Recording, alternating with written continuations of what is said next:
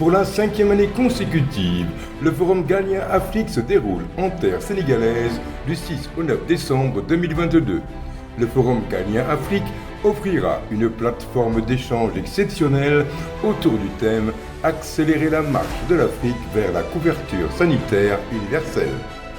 Placé sous la présidence effective de son Excellence M. Macky Sall, président de la République du Sénégal, le Forum Galien Afrique réunira des experts scientifiques des secteurs de la santé, de l'économie, de l'environnement, d'éminentes personnalités politiques et de la société civile, d'anciens récipiendaires de prix Nobel, des universitaires et des centaines d'étudiants en médecine et pharmacie, ainsi que des jeunes innovateurs. Cette 5e édition du forum, avec 1500 participants, sera organisée en format présentiel et virtuel avec, du 6 au 9 décembre 2022, un forum des jeunes, un forum des femmes et un forum scientifique. Le vendredi 9 décembre 2022 se tiendra une cérémonie en présentiel au cours de laquelle, pour la seconde fois, le prix Galien Afrique, qui consacre la recherche, l'innovation, la santé et la technologie, sera décerné. Du 6 au 9 décembre, le Forum Galien Afrique fait de Dakar la capitale africaine de la santé, de l'innovation et de la recherche.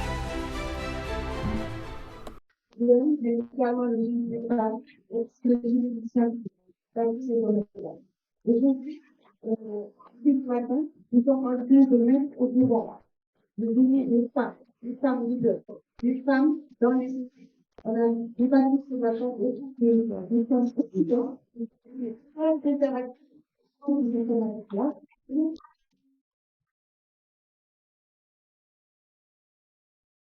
Dans le milieu des sciences, l'implication des femmes dans la recherche, et nous avons mis au bilan de la couverture sanitaire universelle dans les environs. Parce que le thème du palier, accélérer la marche de la couverture sanitaire universelle.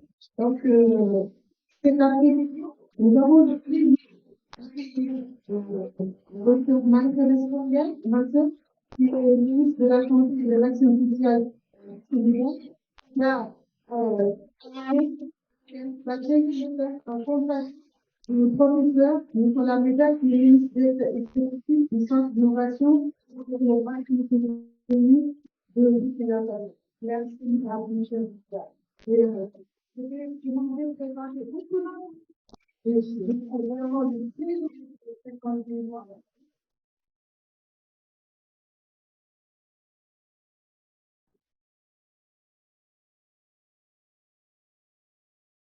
Docteur Marie-Thérèse Fondiel, qui est aussi ministre de la Santé et de l'Action sociale du Sénégal. C'est un principal de la politique spécialiste en politique et en éthique du travail, environnementaliste, manager, spécialiste en depuis sa sortie de l'université avec un doctorat d'État en éthique et la grande division de la Madame Marie-Thérèse a fait les décisions, la félicitations de la fait la direction générale de santé,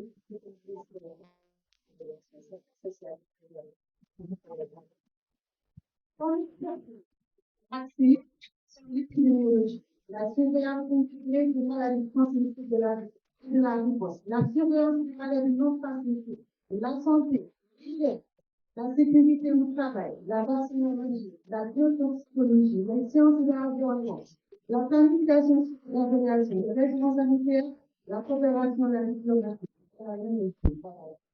Membre du comité de réflexion et de l'élaboration de plusieurs documents scientifiques disponibles au niveau de l'OMS des Nations Unies. Madame Dia a été la présidente du comité national de gestion des déchets lors de la pandémie du Covid-19. Elle a été au devant, elle a coordonné tous les entités et on a réussi à.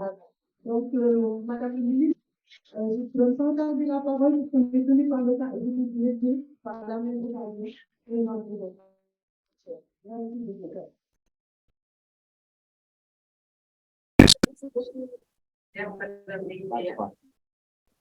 Comprenez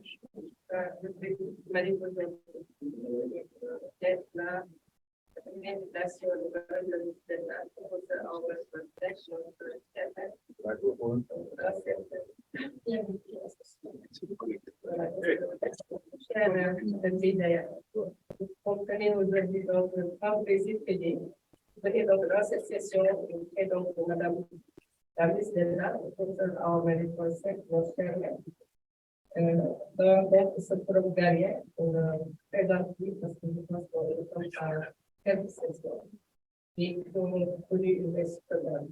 Également, ça sera que notre texte, notre mais également, parlant aujourd'hui déjà des députés, nous comprenons également avec notre frère, le directeur général de l'Agence de la maladie universelle, qui est le professeur Okan Mangouda. Donc, représente M. le ministre du Développement communautaire, la solidarité sociale et territoriale. Également, je crois qu'il y aura deux panélistes. Voilà, merci beaucoup.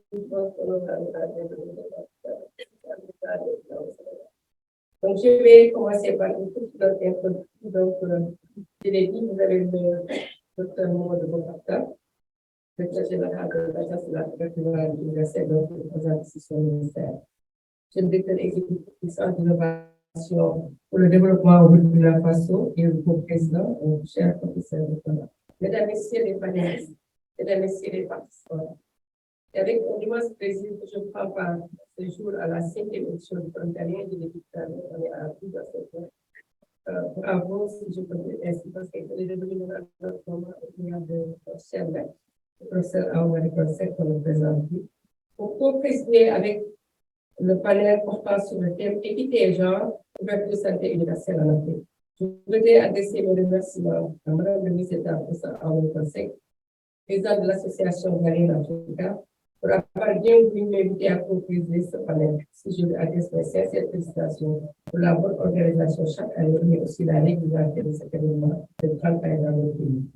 Je suis heureuse de co-présider ce panel avec le professeur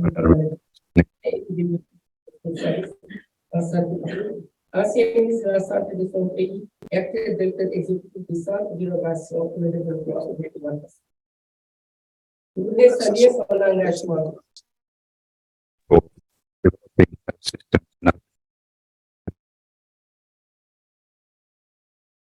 de chacun d'entre nous permettra de parler de la formulation de recommandations qui, j'en suis persuadée, serviront à améliorer le public en faveur de l'équité.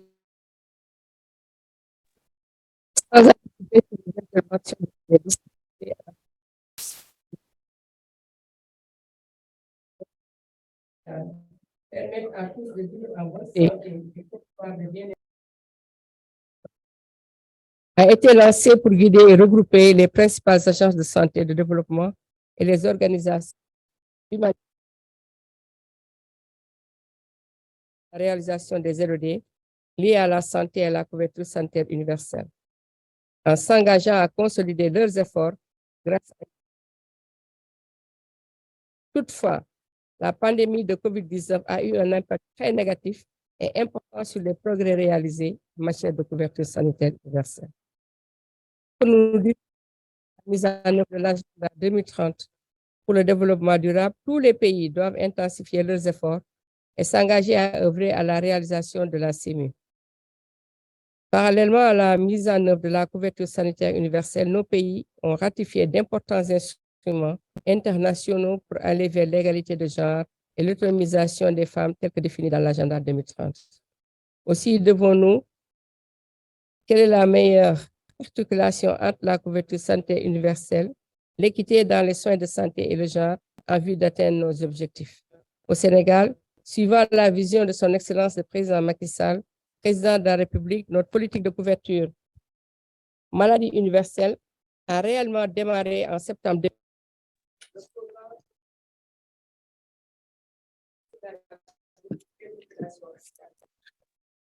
Le financement durable respectant les principes d'équité et de solidarité.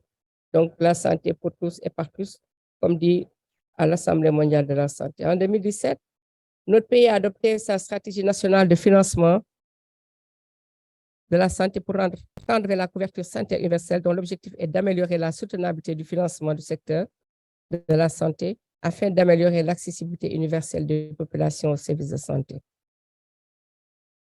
Approche basée sur la neutralité de genre dans le secteur de la santé.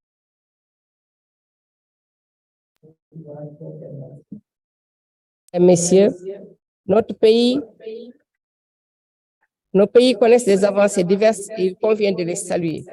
Cependant, nous faisons face à des défis communs au régime d'assurance maladie et d'assistance médicale. Il s'agit notamment de la définition d'un paquet de services essentiels garantis, du renforcement des capacités des acteurs sur le genre, la santé et l'action sociale, mais également du renforcement du ciblage des bénéficiaires des régimes d'assistance médicale. Ces interventions des panélistes nous permettront tout à l'heure d'en savoir davantage et certainement nous aideront à mieux appréhender ces défis que nos différents pays doivent relever. Je vous remercie de votre aimable attention. Sans plus tarder, je donne la parole donc au professeur Meda pour donc une autre note introductive. Merci et sa présentation. Merci, Madame la ministre, pour ce décor qui vient d'être planté. Nous allons donc, dans cette dynamique, commencer rapidement avec les trois panélistes présentiels et Madame la ministre va poursuivre avec les deux panélistes en virtuel. Donc, préparez-vous pour qu'il n'y ait pas de couac au moment où Madame la ministre va reprendre le flambeau. Donc, la première panéliste qui sera interviewée qui va donner son point de vue sur la question traitée aujourd'hui. Bien sûr, on ne va pas commencer par un homme, donc on va commencer par une femme. Donc, ce sera professeur Estelle Youl, qui est directrice adjointe de la faculté de médecine de l'université Joseph Kizerbo de Ouagadougou. Pour présenter un peu Estelle Nouela Youl, c'est une pharmacienne burkinabé qui est professeure titulaire de pharmacologie et rapidement s'est inscrite dans un leadership féminin agissant en étant la cheville ouvrière du fonctionnement au quotidien de la fac de médecine. Et je suis là pour en témoigner parce que tous les jours, je la vois faire des kilomètres et des kilomètres pour que les cours se tiennent et que les évaluations passent. Elle représente le ministère de l'Enseignement supérieur au niveau de l'Agence nationale de régulation pharmaceutique du Burkina et au niveau de l'hôpital. Ça n'est pas simple tous les jours parce que les enfants, ils ont besoin. Il y a l'époux qui a besoin de son épouse. Il faut poursuivre ses activités scientifiques et ne pas prendre tous les jours. Alors, au niveau scientifique, on sait qu'avec le système du CAMES, il faut toujours participer à des congrès scientifiques, il faut voyager, faire des communications. Et en tant qu'enseignante également, il faut être là toujours pour ses doctorants, pour les encadrer, pour également regarder les publications scientifiques qu'ils rédigent. Pour tout cela, il faut vraiment de la planification dans toutes ces activités. Au niveau universitaire, il y a des réunions qui finissent souvent tardivement. Les autorités peuvent vous appeler la veille pour vous dire de venir le lendemain pour une réunion. Il faut tout laisser tomber. Il faut voyager pour représenter son institution, comme ce que je fais aujourd'hui, mais ça a vraiment beaucoup de bon et on arrive vraiment à échanger au cours de ces voyages. Sans oublier ce que le professeur disait, il faut assurer la planification des enseignements, la planification des évaluations. Et lorsque les étudiants sont en grève, il faut être là également pour assurer, pour que tout aille bien. Alors, au niveau universitaire, il y a un point, comme ici on parle de genre aujourd'hui, je voudrais faire un point sur les étudiantes. Il faut noter que dans nos universités et nos facultés de médecine, de pharmacie, de d'odontostomatologie, les études sont longues. Les filles sont là pour 7 ans, 8 ans, certaines pour plus. Alors, il faut noter que pendant ce temps-là, La plupart sont amenés à se marier, d'autres qui font des enfants, et ce n'est pas toujours facile tous les jours. Et la semaine dernière, j'étais dans mon bureau, on m'a appelé parce qu'il y a une fille qui s'était évanouie. Elle était en train de travailler, elle avait un devoir à 13 h. À 11 h, elle s'est évanouie. Je suis venue, on a appelé l'ambulance, on l'a amenée à l'hôpital. Et quelques heures après, on m'a appelé pour me dire qu'elle a accouché d'un petit garçon. Donc, vous voyez que ce n'est pas simple tous les jours. Et on parle de couverture sanitaire universelle. Il faut que cette couverture sanitaire-là également, à nos portes à l'université, il faudrait que ça s'applique. Parce il y a certains qui ne le savent pas, mais il y a des jeunes filles, des jeunes étudiantes qui souffrent beaucoup. Qui souffrent beaucoup, souvent qui sont démunies. Et celles qui tombent enceintes, qui n'ont pas de parents, souvent elles sont même amenées à faire de la prostitution pour pouvoir prendre en charge leurs besoins et les besoins de leurs enfants. Donc, il faut vraiment qu'on améliore cette couverture sanitaire-là chez les étudiantes et essayer de trouver des systèmes d'aide pour qu'elles puissent poursuivre sereinement leurs études tout en alliant vraiment leur vie de mère et leur vie d'étudiante. Alors, à l'hôpital, en tant que responsable, au niveau de la pharmacie hospitalière, on a aussi beaucoup de défis parce qu'en tant que responsable, on est d'astreinte tous les jours, de jour comme de nuit. Lorsqu'il y a des urgences vitales, vous êtes obligé de vous rendre à l'hôpital à toute heure. Et pour mon cas, c'est pour assurer la disponibilité des produits de santé dans le plus grand hôpital du Burkina. Alors, dans la mise en œuvre de la couverture sanitaire universelle, on se rend compte que nous avons peu de moyens dans nos pays africains, mais qu'il y a beaucoup de gaspillage de produits de santé, beaucoup de gaspillage. Dans le cadre de la couverture sanitaire au Burkina, depuis quelques années, il y a la prise en charge gratuite des femmes enceintes et des enfants de moins de 5 ans. Donc, dans ce cadre-là, on voit qu'il y a beaucoup de pressions irrationnelles et souvent, on fait une prévision, un certain nombre de médicaments et même pas 24 heures, 48 heures, c'est fini. Parce que certains agents de santé se disent que le patient ne paye pas, donc ils peuvent prescrire ce qu'ils veulent. Et ça fait qu'on est à court de ressources. Pourtant, un des 3 domaines fondamentaux du financement de la santé, c'est de faire un meilleur usage des ressources disponibles. Donc, il faut tout le temps faire un contrôle rigoureux afin d'éviter les ruptures de produits de santé. Donc, pour cela, il faut vraiment qu'on forme nos agents de santé à une conscience aussi professionnelle et également un usage rationnel des médicaments. Alors, pour bien vivre ma vie de femme, de mère et de scientifique, malgré ces quelques contraintes, je pense qu'il faut la compréhension de l'époux, se rendre disponible pour lui. Il faut savoir également avoir du temps pour ses enfants et participer aux activités scolaires et activités sociales les plus importantes de l'enfant. Il faut surtout savoir déléguer certaines tâches parce qu'on ne peut pas toujours tout faire. Donc, il faut savoir déléguer et surtout vérifier que les collaborateurs aient bien exécuté ce qu'on leur a demandé de faire. Et enfin, il faut une bonne organisation. Donc, faire un planning strict des réunions, des enseignements, des voyages et de respecter dans la mesure du possible et ce qu'on a prévu. Voilà. Merci bien. Merci, professeur Jules. Vous avez un peu couvert la deuxième question qui vous était destinée, mais on va encore aller en détail avec vous pour que vous partagiez avec nous quelques défis et propositions de solutions pour améliorer l'approche genre dans le cadre de la couverture sanitaire universelle au Burkina Faso. Merci bien, professeur, pour cette question. Alors, je vais essayer de la résumer en 3 points en me basant sur les 3 objectifs de politique spécifique de la couverture sanitaire universelle.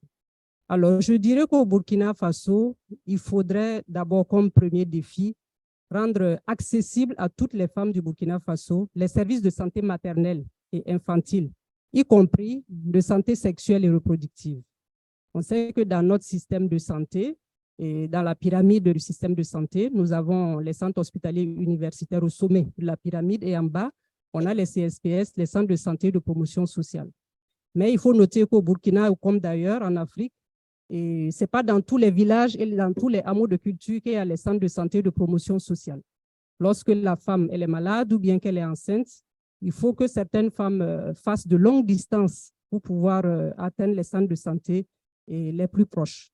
Donc, dans cette couverture sanitaire, il faudrait faciliter vraiment l'accès des services de santé à toutes ces femmes-là.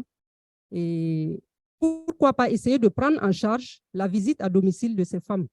Et on peut prendre le cas du Togo, où un jeune innovateur a mis en place un système, une solution innovante qu'il appelle Dokita Ice, qui est une application mobile. C'est juste une application mobile qu'il met dans un smartphone. Et il y a des agents communautaires de base qui sont formés. Et ils vont dans les zones les plus reculées pour pouvoir voir les femmes qui n'arrivent pas à se déplacer.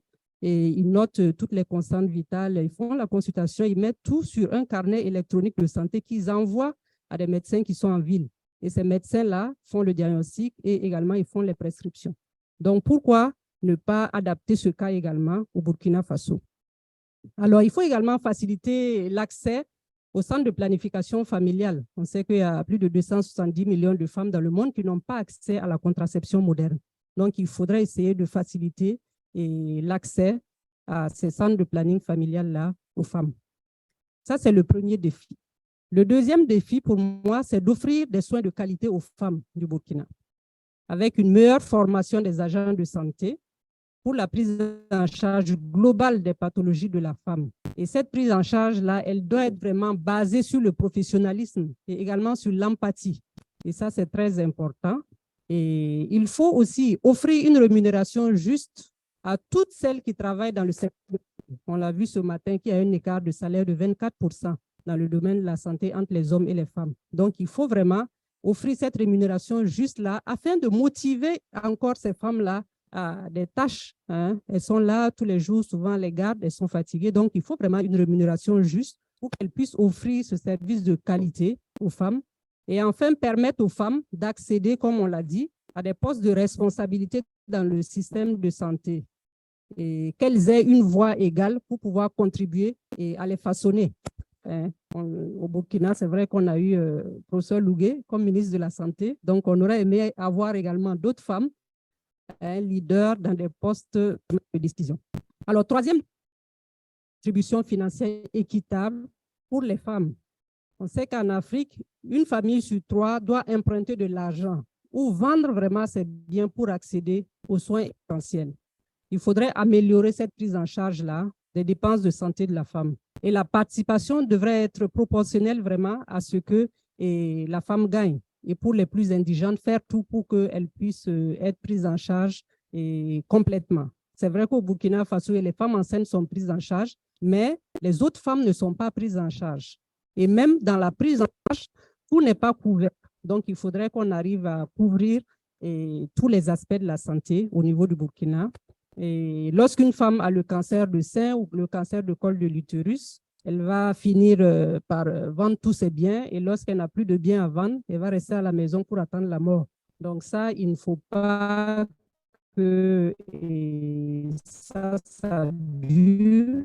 Il faudrait qu'on accélère la mise en œuvre de ce régime d'assurance maladie universelle là, qui a été créé depuis 2015 à courir de risques financiers du service. Merci. Merci beaucoup, professeur Youl, pour votre contribution inestimable pour qu'on comprenne un peu la vie d'une femme leader au niveau académique et vos propositions pour élargir l'accès à la couverture santé à faveur des femmes. Je retiens l'importance d'avoir au poste de responsabilité des femmes qui comprendront mieux comment façonner le système de santé pour que ce système soit sensible aux gens. N'est-ce pas, Madame la ministre?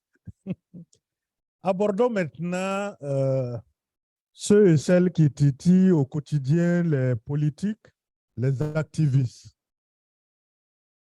C'est pas ça? Vous ne nous laissez pas dormir. Hein?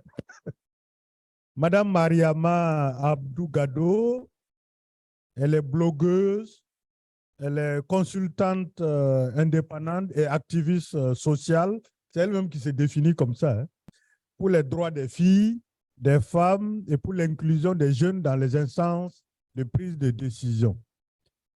Mariama est actuellement étudiante en fin de cycle d'études médicales à l'université Abdou Moumouni de Niamey.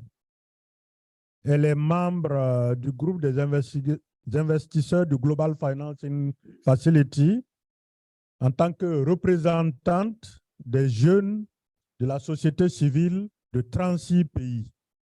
Elle est aussi point focal jeune du partenariat de Ouagadougou et de familles dont le siège est ici à Dakar, bien que ça s'appelle partenariat de Ouagadougou, et aussi de Family Planning 2030 au Niger. Voilà, elle est volontaire dans plusieurs organisations de jeunesse. Elle est leader née, elle est leader agissante et au niveau national, elle a remporté plusieurs prix, dont celui de meilleur débatteur. Pourquoi ce n'est pas débatteuse? En 2019, elle a été nommée ambassadrice des 200 jeunes leaders de la première édition de la Journée nationale du jeune leader. Voilà l'activiste qui va nous entretenir maintenant. Et bien sûr, pouvez-vous, Madame Gado, partager votre expérience en tant que femme, jeune, scientifique, leader, évoluant dans différents secteurs d'activité où prédominent généralement les hommes. J'espère que celui qui est à votre gauche ne vous intimide pas. Prenez toute votre place. Merci beaucoup, professeur. En tout cas, je suis bien entourée. Bonsoir à toutes et à tous. C'est un réel plaisir d'être là. Je voudrais vraiment saisir l'opportunité pour remercier notre maman, professeure Awa Marie Kosek. Malheureusement, elle n'est pas dans la salle, de m'avoir généreusement invité à participer à ce forum. En tant qu'entrepreneur et activiste social dans le domaine de la santé, c'est vraiment un cadre dans lequel je suis extrêmement heureuse d'être parce que j'apprends des experts, je partage et aussi on réfléchit ensemble à des solutions pour changer les choses dans nos communautés. Et c'est d'autant plus un honneur aujourd'hui d'être sur un panel qui est co-présidé par la ministre de la Santé sénégalaise, un véritable privilège et aussi d'être entourée d'éminents panélistes. Alors, pour répondre à la question, je dirais que mon expérience dans ces différents domaines où j'interviens, où prédominent le plus les hommes, elle est vraiment positive, dans le sens où malgré les difficultés, comme disait tout à l'heure, professeur, j'arrive quand même à bien évoluer et ça prouve une fois de plus que les filles, les femmes sont capables, que les filles et les femmes sont fortes et qu'elles sont surtout résilientes. Parce que même dans un environnement qui n'est pas fait pour nous favoriser, on arrive quand même à naviguer, à faire des choses impactantes. Je voudrais ici partager quelque chose que mon expérience dans ce domaine m'a apprise. Donc, 3 choses vraiment que je garde avec moi de cette expérience, en tout cas jusqu'à aujourd'hui. C'est d'abord que nous sommes dans un contexte où le développement personnel et professionnel est à l'homme et le soutien personnel et professionnel est à la femme. Mais j'ai aussi compris que, en fait, l'environnement dans lequel la fille et la femme grandit peut faire beaucoup de différence. Moi, j'ai grandi dans une très grande famille, au sens africain du terme, mais c'est une famille dans laquelle j'ai vraiment été témoin du potentiel des femmes. J'ai vu les femmes exceller, j'ai vu les femmes réussir, j'ai vu les femmes occuper des postes de haute responsabilité, avoir une voix, être entendue. Et j'ai aussi été témoin de ce que, en fait, le soutien et l'accompagnement d'un père peut faire. Parce que mon papa, ou bien mes parents n'ont eu que des filles, nous sommes 4 filles. Et il nous a toujours dit, vous êtes mes filles, soyez focus sur vos études et devenez indépendantes. Je pense que c'est quelque chose qui a vraiment forgé ma personnalité et qui m'a permis, en tout cas, de m'ouvrir au monde et de développer mes capacités. Donc, c'est quelque chose que je garde tout le temps en tête dans ces domaines où j'interviens. Et ça me permet, en tout cas, de me dire que je suis sans limite. Et c'est pour ça que je me bats, en tout cas, chaque jour, pour que je me sens un peu privilégiée, mais je voudrais que toutes les filles, partout en Afrique, mais aussi partout dans le monde, puissent aussi avoir accès à cet environnement qui est sûr, qui est équitable et qui leur permet en fait d'avoir accès à des ressources pour grandir. parce qu'une fille, une femme qui a les ressources qu'il faut, elle peut accomplir des choses incroyables. La deuxième chose que j'ai apprise aussi, c'est que être femme et jeune est un double fardeau qui amplifie les violences sexistes. J'ai commencé mon activisme dès la première année de médecine, en évoluant dans des commissions culturelles, scientifiques au sein de ma faculté. Et j'ai voulu aller plus loin pour faire du syndicat universitaire. Et c'est là où la violence sexiste m'a donné une gifle.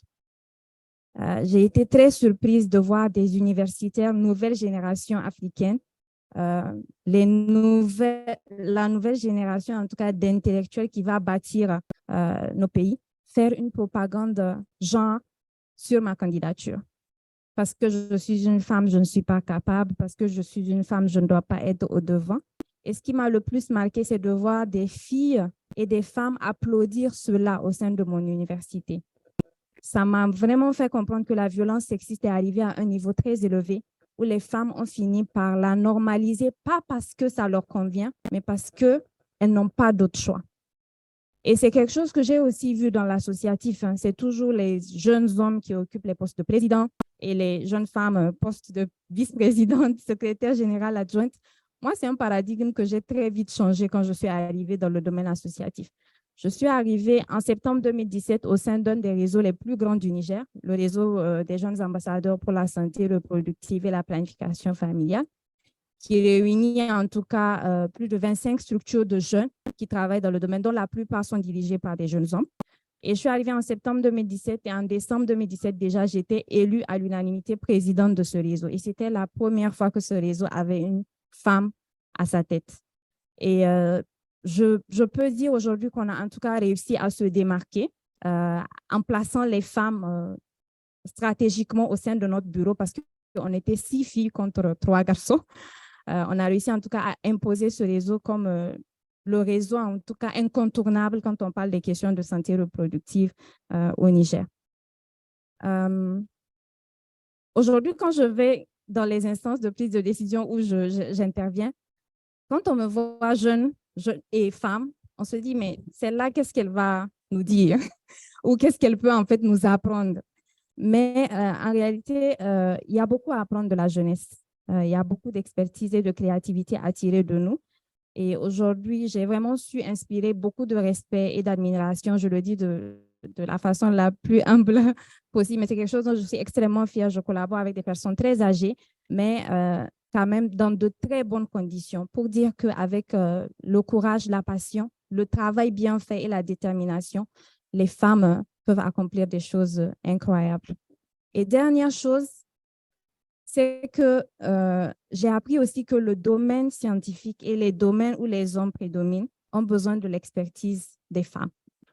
Parce que les femmes, on a en tout cas une vision globale des problématiques et une connaissance profonde des causes de ces problèmes que les hommes n'ont pas.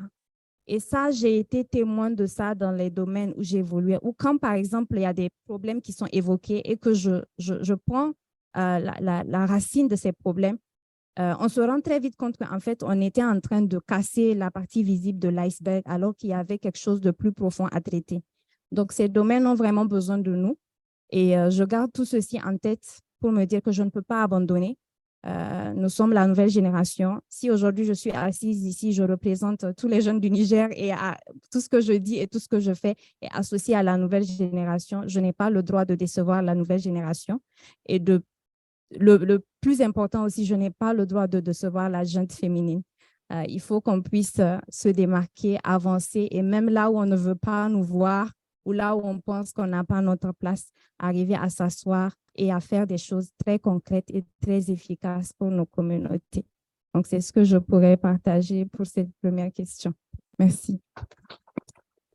Très bien, Madame Gado, c'est très inspirant ce que vous avez dit sur la nécessité d'avoir une expertise féminine là où dominent les hommes, parce que les femmes maîtrisent beaucoup plus un certain nombre de problématiques qui pourraient aider à faire avancer. Je crois que dans le domaine de la santé, c'est là où l'équité est le plus en faveur de la femme. Je ne crois pas qu'il y ait un métier où la femme s'exclut. Même là où les Anglais appelaient midwife, les francophones ont transformé les sages-femmes. Il y a des sages-hommes maintenant avec les maïeuticiens d'État. Donc, c'est pour dire que vraiment, l'équité de genre est bien comprise dans le domaine de la santé. Abordant avec vous, les jeunes, la couverture sanitaire universelle, quel est qu'est-ce que les jeunes vous donneriez comme orientation pour mieux participer dans les politiques de développement en général et dans le cadre de l'accélération de la couverture sanitaire universelle en particulier? Une vision de jeunes sur cette problématique. Merci beaucoup, professeur. Surtout, merci d'avoir rappelé que l'équité est quand même très importante. On parle de genre, mais il est très important aussi de parler d'équité quand on parle de couverture sanitaire universelle.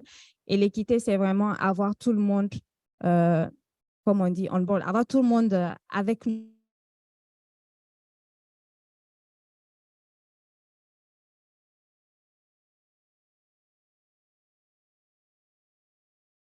Ne laisser personne pour le compte. Qu'il faut que nous gardions tous en tête, c'est que les jeunes et les femmes représentent déjà la majorité de la population. Dans beaucoup de pays d'Afrique et même au niveau mondial, on est quand même une grande partie de la population. Et imaginez avoir toute cette partie de la population qui fait des choses à son échelle pour changer les choses et favoriser l'accès aux services de santé. C'est un pas incroyable qui va être fait si on a toute cette population qui, en tout cas, œuvre pour améliorer les choses en faveur de la couverture sanitaire universelle. Et la deuxième chose aussi, c'est qu'en termes de santé, on sait que les jeunes et les femmes sont tapés de manière disproportionnée. Nous sommes ceux qui sont plus touchés par les problématiques de santé, qui allons plus utiliser les services de santé. Et donc, il est crucial de mettre au centre nos problématiques. Et comment mettre nos problématiques au centre, c'est en nous écoutant. Parce que nous avons l'expertise de nos problèmes. Nous savons qu'est-ce qui ne marche pas, qu'est-ce qui est en train d'être fait pour nous en termes de services de santé et qui ne marche pas, qu'est-ce qui devrait être amélioré. Donc, vraiment nous écouter, nous avoir dans les tables où les décisions stratégiques, sur les tables plutôt où les décisions stratégiques sont prises pour qu'on puisse apporter notre contribution pour des stratégies plus efficaces qui vont résoudre nos problèmes. Et l'autre chose aussi, c'est que en tant que jeunes et femmes, nous faisons déjà beaucoup de choses à notre petite échelle. Vous remarquerez quand il y a une catastrophe naturelle ou un problème de santé, les jeunes et les femmes sont les premiers à être résilients et à trouver des solutions. Ça, c'est quelque chose qu'il faut mettre à l'échelle. Malheureusement, ça passe invisible et souvent, même les jeunes et les femmes ne se rendent pas compte de ce qu'ils apportent à la table, alors que nous apportons beaucoup de choses. Donc ça, il faudrait qu'on puisse amplifier ces actions-là. C'est pour ça que je dis souvent, il faut aller dans les communautés, écouter ce qui se fait déjà, arriver vraiment comme quelqu'un qui veut apprendre de ces communautés. Qu'est-ce qu'il y a, qu'est-ce que vous êtes déjà en train de faire et surtout co-créer avec ces communautés, ces jeunes et ces femmes-là, des stratégies qu'ils vont eux-mêmes implémenter, qui vont eux-mêmes évaluer, etc. Donner vraiment le pouvoir à la communauté si nous voulons atteindre la couverture sanitaire universelle. Et on ne pourra pas atteindre la couverture sanitaire universelle si nous laissons de côté les femmes et les jeunes et surtout les problèmes des femmes et des jeunes. Alors, je dirais, pour faire tout ça, il faudrait changer le narratif. En ce qui concerne les jeunes, je sais qu'il y a quelque chose avec lequel on a beaucoup grandi qui limite notre potentiel. On nous a toujours dit, les jeunes, vous êtes l'avenir. Mais moi, je dis non, nous sommes le présent. Nous sommes le présent, c'est tout de suite et maintenant que ça se passe. Si aujourd'hui, je suis consultante indépendante à 25 ans, c'est parce que je n'ai pas attendu l'avenir que je ne connais pas et sur lequel je n'ai pas d'emprise. Les problèmes ne vont pas attendre demain ou après-demain. Il y a des problèmes aujourd'hui, tout de suite et maintenant. Et il faut commencer à inculquer à la jeunesse que le changement, ça s'ose dès maintenant. Barack Obama nous disait, le changement ne viendra pas si nous attendons une autre personne ou une autre foi. Nous sommes le changement que nous attendons, nous sommes ce que nous recherchons. Donc, ça commence par nous. Apprenons déjà ça dès le bas âge à la jeunesse et disons-leur qu'ils sont sans limite et qui peuvent aller très loin et que leur expertise est nécessaire au monde. De même pour les femmes, dès le bas âge, les jeunes filles doivent être traitées au même pied d'égalité que les jeunes garçons pour pouvoir s'intéresser au même domaine que les jeunes garçons. Parce qu'aujourd'hui, on appelle l'expertise des femmes, mais on se rend compte que les femmes n'ont pas étudié les domaines dans lesquels on a besoin de leur expertise. C'est vrai, elles ont une expertise des problèmes au niveau communautaire, mais si elles ont une expertise professionnelle, ça renforce leur capacité à proposer des solutions. Donc, ce n'est pas des conseils, mais plutôt des orientations et dire que les jeunes et les femmes font déjà beaucoup de choses. Créons le cadre qui va amplifier les actions qu'ils sont en train de faire et permettons-leur d'avoir accès aux ressources qu'il leur faut, explorer, les laisser explorer le monde, ceux qu'ils aiment, aller vers leur passion parce que rien de grand ne s'est accompli dans ce monde sans passion. Et explorer ses passions, ça commence aussi par avoir la latitude d'aller en fait vers ce que nous voulons et sans qu'on ait des limites culturelles ou sociales ou des stéréotypes qui nous disent non, ici tu dois t'arrêter, ici ce n'est pas ta place. Tout le monde a sa place partout et le monde a besoin que tout le monde ait sa place partout pour qu'il y ait un changement. Merci.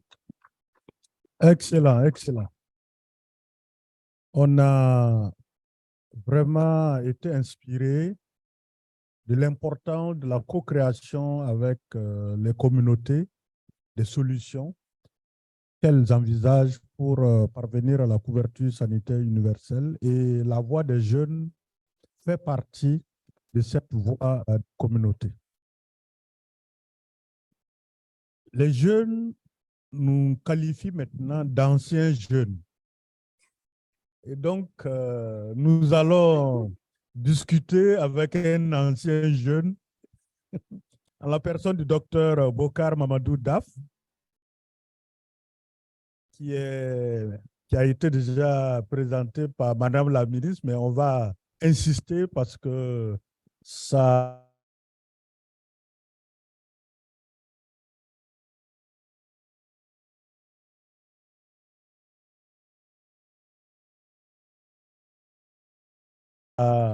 son parcours et il a démarré sa carrière dans le privé et a rejoint le service public rapidement au niveau du district. C'est un peu le parcours de Madame la ministre qui dit que chaque marche a été gravie. Voilà.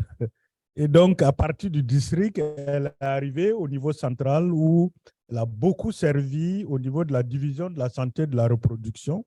Donc, très proche de l'équité genre. Et ensuite, il a été directeur de la santé, de la reproduction et de la survie de l'enfant. Mais pour vraiment ses fonctions présentes, c'est un expert en stratégie nationale de financement et tant pour le Sénégal que pour l'Afrique.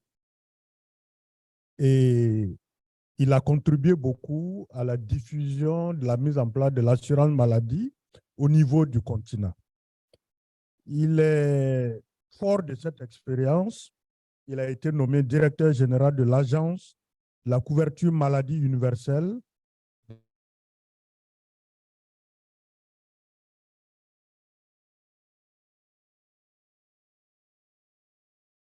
Depuis le 27 septembre 2017, les piliers de la couverture sanitaire universelle.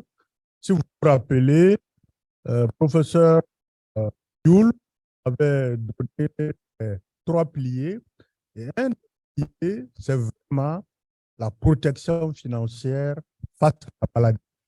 Et Dr Daf est au Sénégal celui qui s'occupe un peu de cette protection sanitaire, protection financière face à la maladie.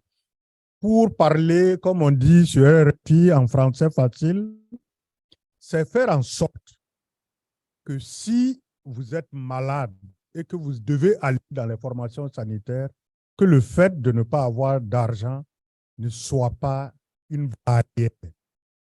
Ou que si vous devez contribuer, que cette contribution ne vous appauvrisse en rien parce que vous avez été dans une formation sanitaire. Donc, c'est en français facile, c'est ça la protection financière en matière de maladie.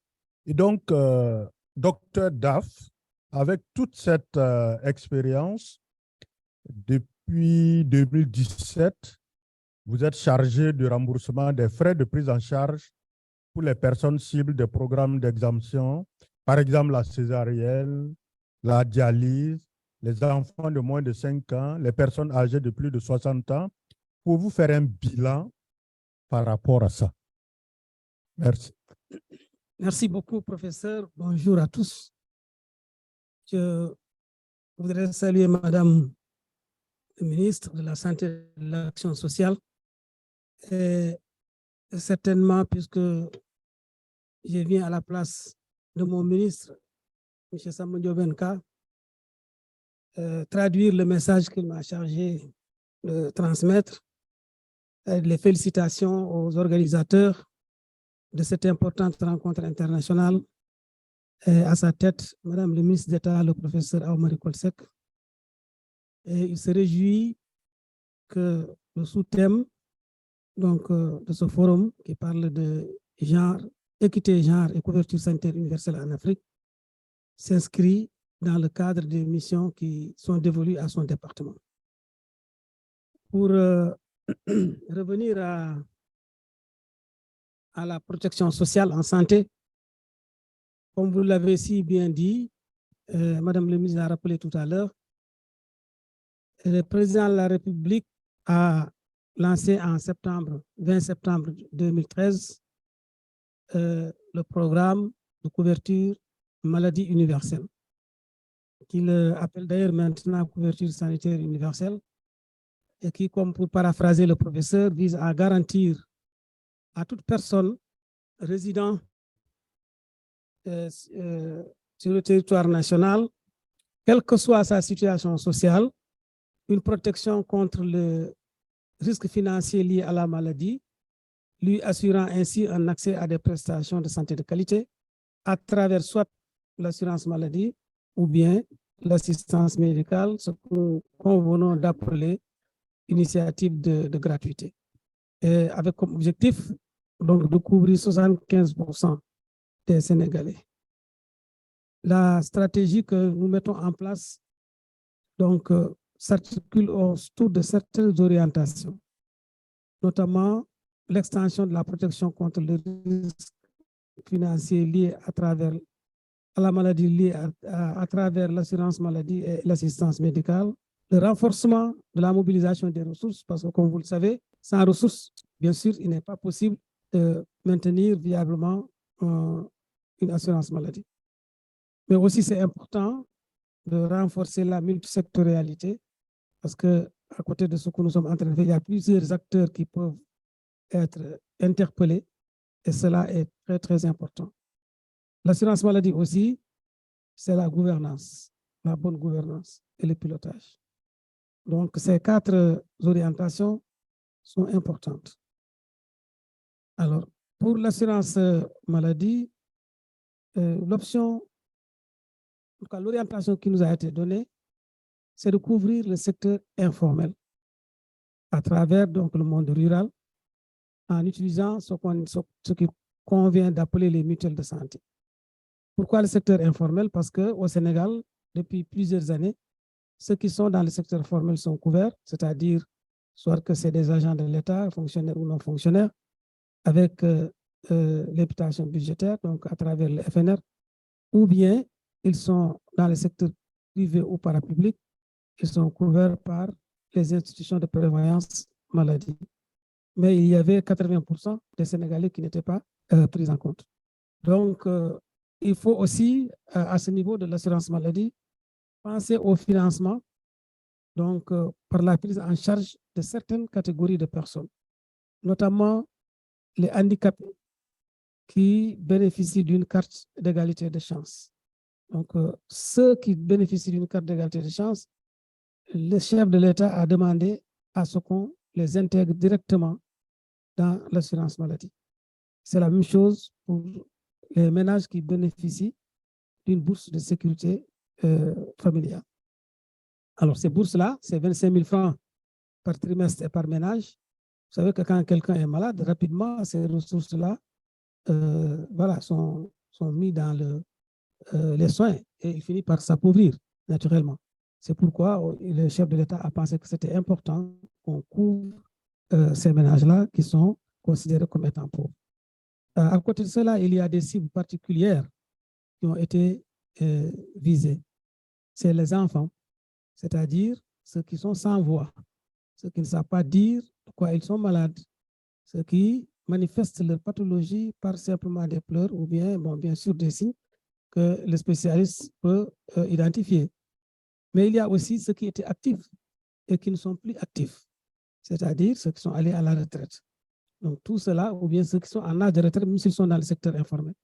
Mais il y avait la catégorie spéciale des femmes.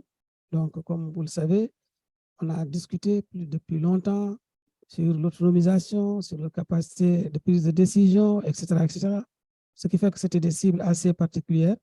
Et on a couvert en partie donc, leurs préoccupations à travers donc, la césarienne. Et bien sûr, d'autres personnes qui, sans assistance, ne devraient pas survivre, c'est celles et ceux qui souffrent donc d'insuffisance rénale chronique.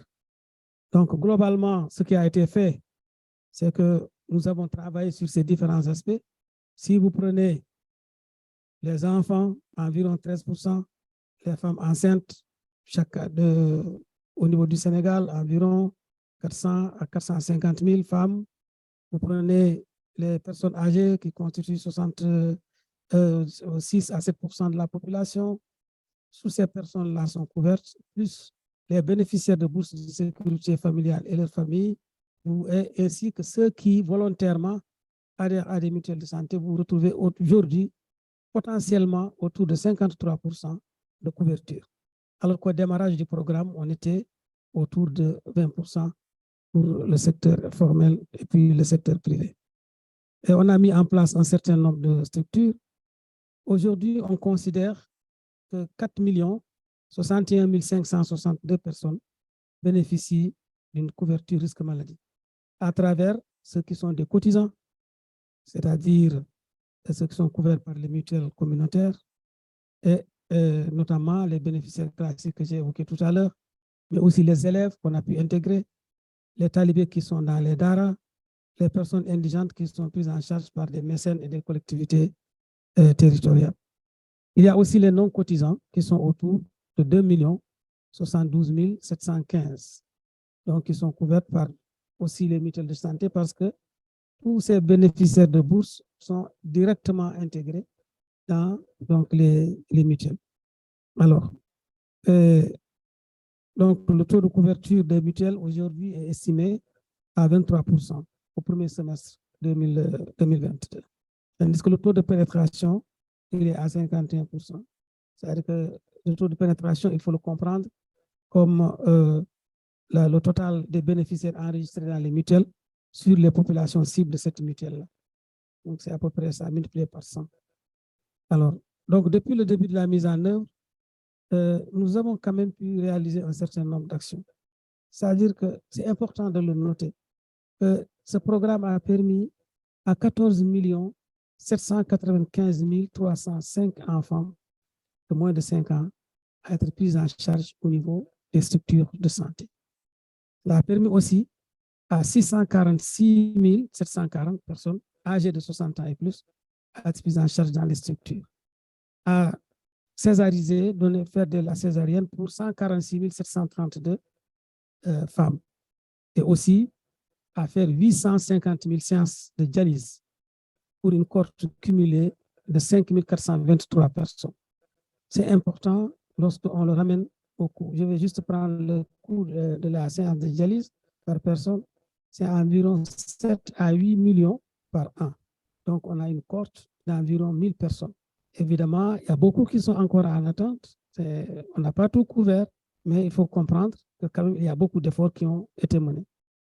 Et cela induit quand même, bien sûr, une charge financière qui nous amène aujourd'hui avec un budget global de 146 milliards 418 millions 586 095 francs ont été alloués à ce programme durant ces années-là, de 2015 à maintenant.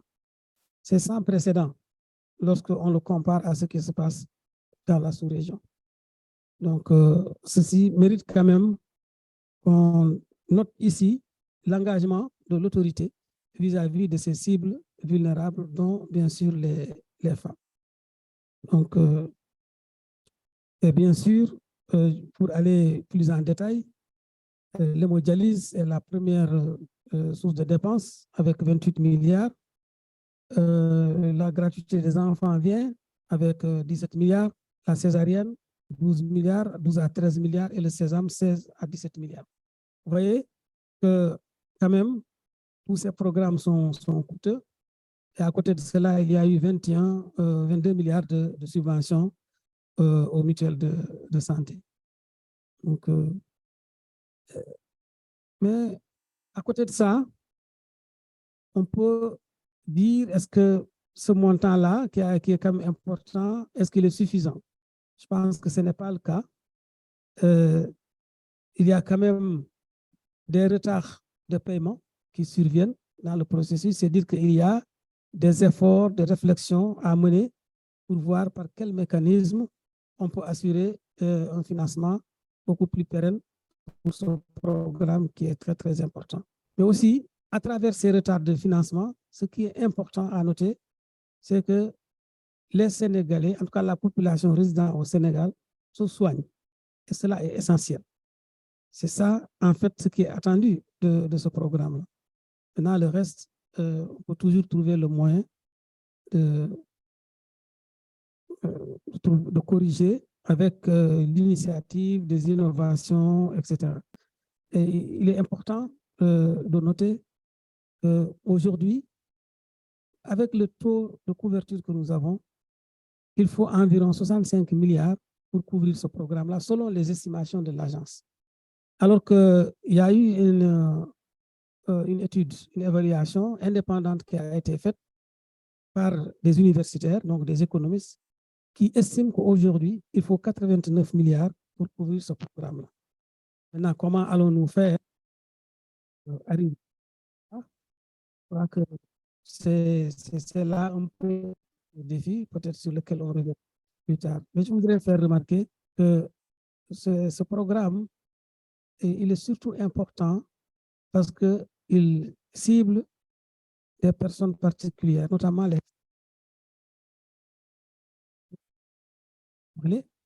qui ont vécu une situation. Moi, je peux dire que c'est le beau versant qui a été dit, mais il faut se dire que lorsque dans un ménage, on perd une femme, ça, c'est la catastrophe. C'est-à-dire qu'il n'y a pas une catastrophe qui va au-delà de ça. Et ça, il faut le vivre pour le comprendre. Malheureusement, moi, j'ai vécu cela. Et je peux vous dire que c'est une plaie qui ne guérit pas. Et c'est pourquoi c'est important de protéger les femmes. Et il faut se donner les moyens de le faire. Voilà un peu ce que je voudrais partager concernant le programme et brosser un peu ma vie moi-même et ce que je sais, en tout cas de la vie de couple, mais surtout dire aussi que c'est important de travailler avec les femmes. Monsieur le professeur, j'étais chef de service effectivement de la direction de la santé et de la reproduction et de la survie de l'enfant. J'avais comme personnel 98% de femmes. Je crois qu'il y en a certaines qui sont ici. Et puis, les gens me disaient, comment tu arrives à gérer ça? Je disais, mais c'est tout à fait simple. Bon, il faut juste ne pas entrer dans leur jeu. Quand elles se chamaillent, il faut les laisser faire. Quand elles terminent, vous leur dites, vous avez terminé, on poursuit. Et ce qui est sûr, c'est qu'à la sortie de la salle, vous allez les voir, mais dessous, en train de discuter. Et comme je l'ai vécu, je crois que c'est une bonne expérience. Surtout aussi que les femmes, elles aiment le challenge. Elles ne veulent pas perdre. Elles ne veulent pas, en tout cas, rester derrière. À chaque fois que vous avez une femme comme responsable, vous êtes presque assuré que votre programme est un succès. Voilà, merci beaucoup.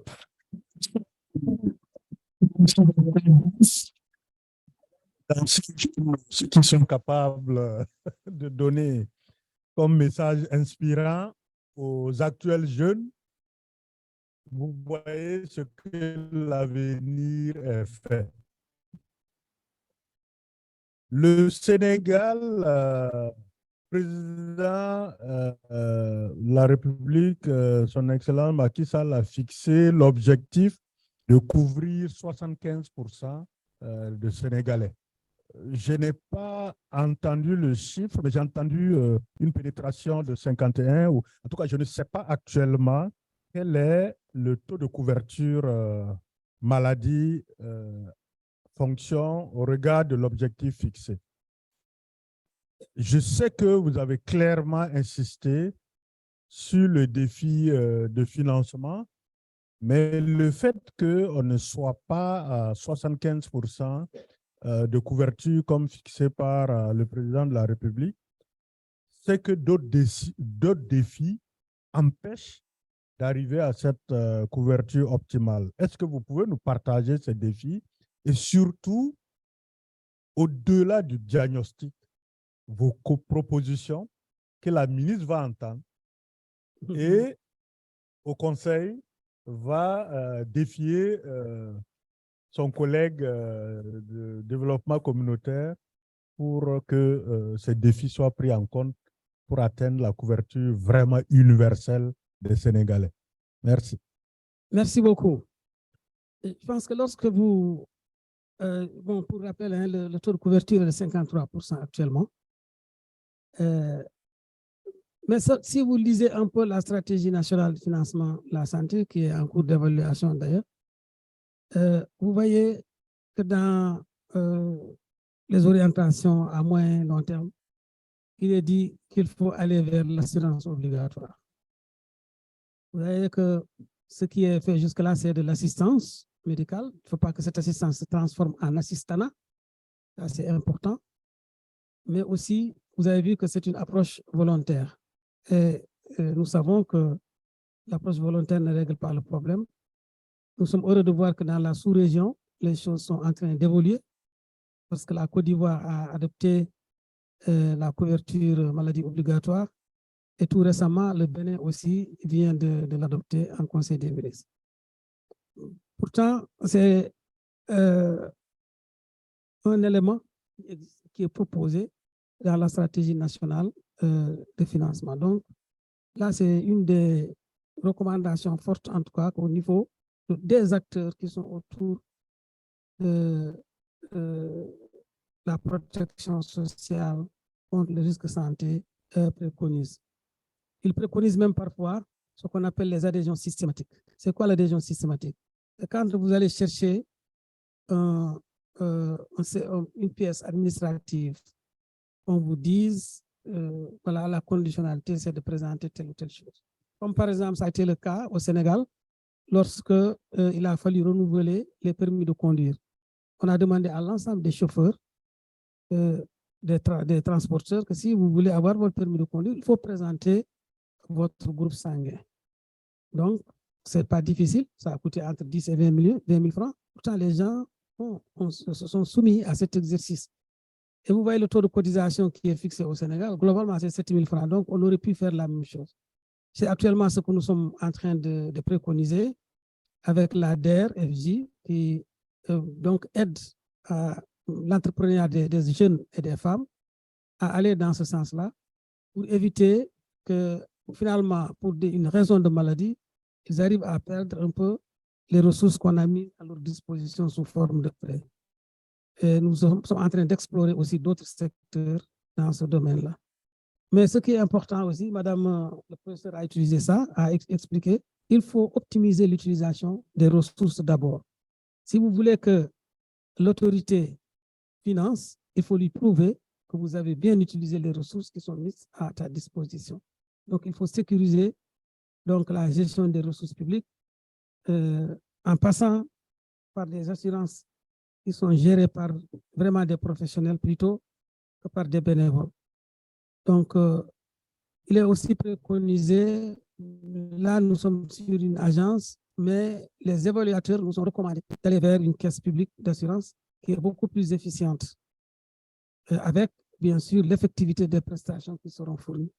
La définition d'un paquet minimum semble aussi être important. Par exemple, tout le monde sait que la césarienne, bon, bien sûr, ça sert à quelque chose, mais ce n'est pas vraiment fondamentalement les actions qui permettent de lutter contre la mortalité maternelle. Donc, il y a bien d'autres choses derrière. Il y a les hémorragies, les maladies infectieuses, il y a les éclampsies qui sont beaucoup plus mortelles que des césariennes qui peuvent être programmées. Donc, on devrait revoir effectivement le paquet pour adresser ces questions-là. Donc, jusqu'à présent, chez nous, il n'y a pas encore de loi. Heureusement que le chef de l'État a demandé à ce qu'il y ait un code de sécurité sociale unique. Et on a intégré donc, les préoccupations de la CMU dans ce code de sécurité. Et je crois que le 19 prochain, les instances vont délibérer sur cette question. Et si ça arrive à être validé, véritablement, ça va être une grande avancée dans le cadre de la couverture sanitaire au Sénégal.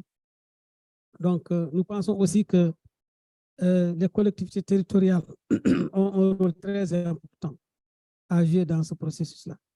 Parce que comme notre approche, c'est de travailler avec les plus vulnérables, les pauvres, il faut un contrôle social sur le terrain.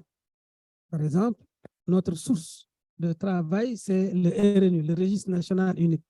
Mais tout le monde s'agoppe aujourd'hui que ce registre national unique doit être réévalué. Donc, il faut une recertification parce qu'il y a certains qui sont entrés dedans, ce qu'on appelle les passagers clandestins, qu'il faudrait véritablement éliminer de cela.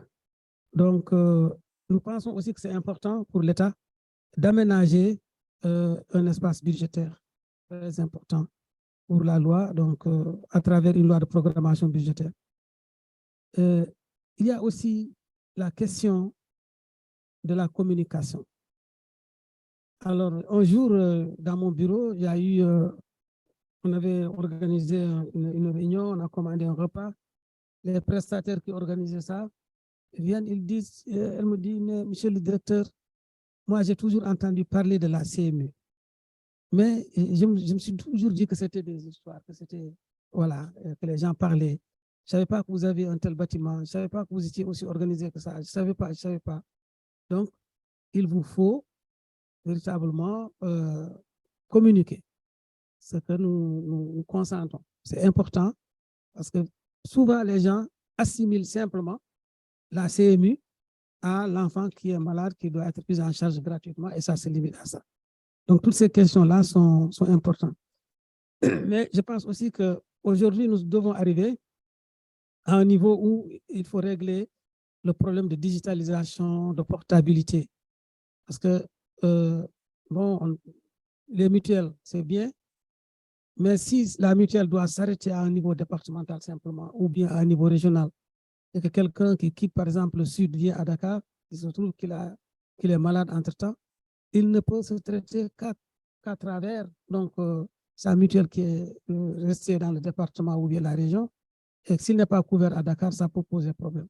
Donc, il faut arriver à identifier les gens, à les immatriculer et à leur donner un numéro unique, ce qui permettra donc de pouvoir les prendre en charge un peu partout. Bon, il y a aussi, je pense, pour améliorer la situation des femmes, un travail qui est en train d'être fait, bon, grâce à un programme géré par les services de Madame le ministre, avec l'appui de la Banque mondiale, le projet ISMEA, qui dans les régions considérées comme les plus pauvres, ce que nous avons retenu, c'est de couvrir là-bas les femmes et les enfants.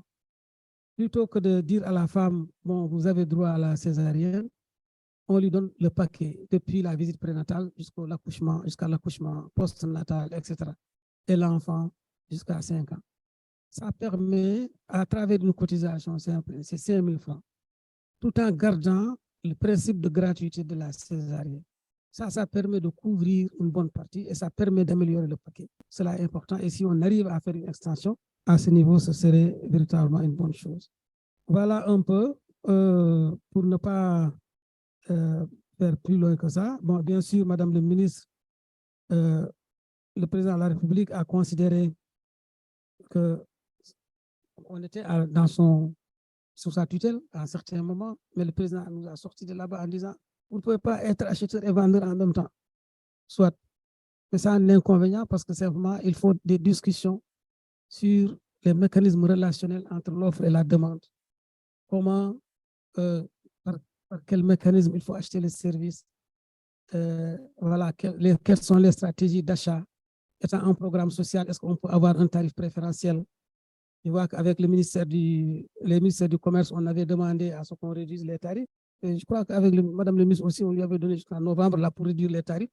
Et nous, on attend probablement, ça va nous aider un peu à réduire notre charge financière. Donc, vous voyez, je crois que c'est important. Et en plus de cela, compte tenu même du fait que la multisectorialité est importante, nous pensons qu'il y avait un comité interministériel qui était piloté par le Premier ministre à un certain moment lorsqu'on était au ministère de la Santé. On devrait reprendre cela pour permettre à une meilleure coordination des actions à ce niveau-là, parce qu'en définitive, c'est au bénéfice des populations sénégalaises que nous sommes en train de travailler. Voilà, pour ne pas aller plus loin et monopoliser la parole, je vais m'en arrêter là. Merci. Merci, merci à Dr Daf.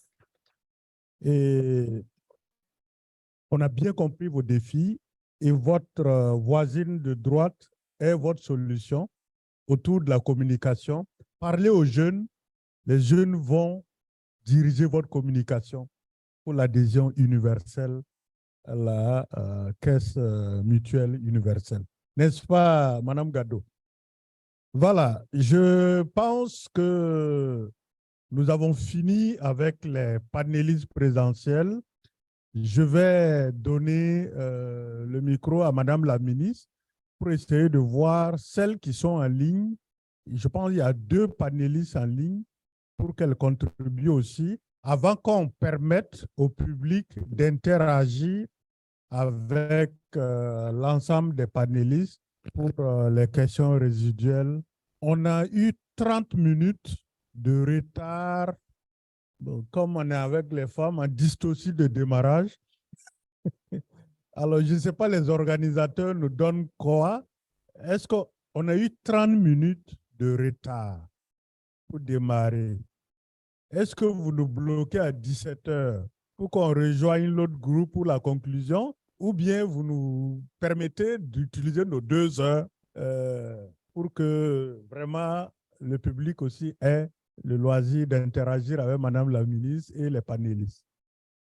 C'est vous qui décidez.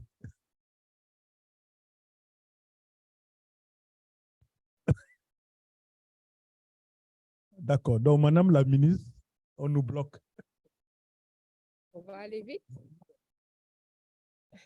Il nous reste combien de minutes? Une demi-heure. Et il y a que 2 panélistes? Les 2 sont là. D'accord. Ah, d'accord, c'est Dr Jacobs. Voilà, donc, merci beaucoup, professeur Meda, et merci à nos chers panélistes. Je pense que ça a été très, très instructif. Et j'ai beaucoup apprécié quand vous dites, Madame Amina, que pour la jeunesse, c'est le présent. Je suis bien avec vous, je suis d'accord. Et toutes nos félicitations et nos encouragements. Merci beaucoup également à notre sœur, professeur You.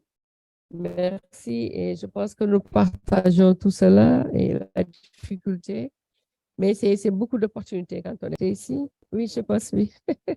À notre frère, donc, le docteur Daf, DG de la CEMU, merci encore, et je pense qu'on l'a dit, il faut encore qu'on communique davantage sur la CEMU par rapport à tous ces produits qui sont très excellents.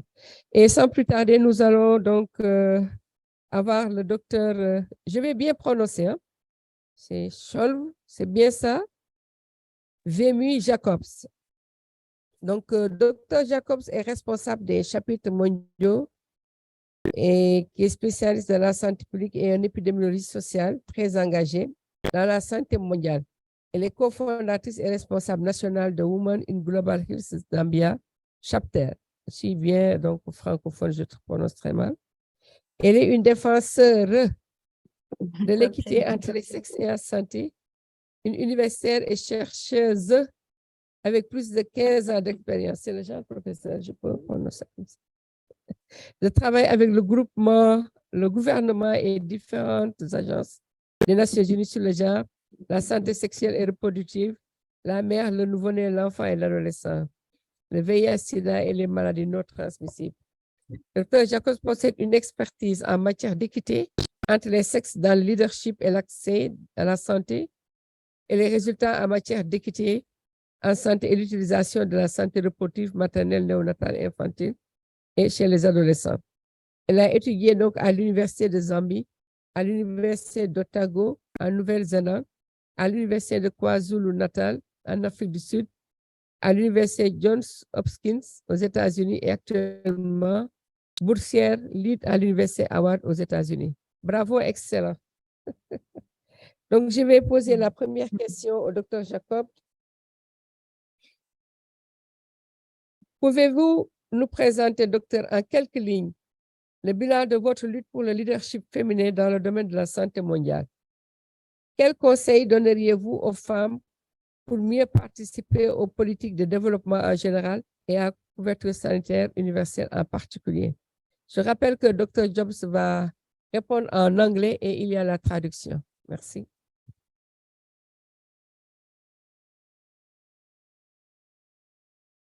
Dr. Jacobs? Thank you, and good morning, good evening, wherever you're joining us from. I'll ask the moderator to just repeat the question. I think I missed it a bit. Is it possible?